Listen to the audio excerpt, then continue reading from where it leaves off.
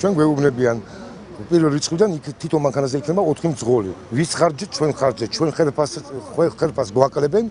საბარაუდოდ 255 ლარზე ნაკლებად მივიღებთ. იმის ხარჯზე, ჩვენ ხარჯზე რომ მიიღონ მე-4 მძღოლი. ეს არის მე პირში ყველას ვეთქვი რომ ეს არის საარჩევნო პიარი რომ ხალხი დაბასაქმიანდება. ხელფასი დარჩეს რაც დღეობით გვაქვს. შრომის კოდექსმა უკვე განგვისაზღვრა რამდენი საათი როგორ და რა სტილით უნდა ემუშავოთ ჩვენ თანამშრომლებს და ზუსტად ამან გამოიწვია ამ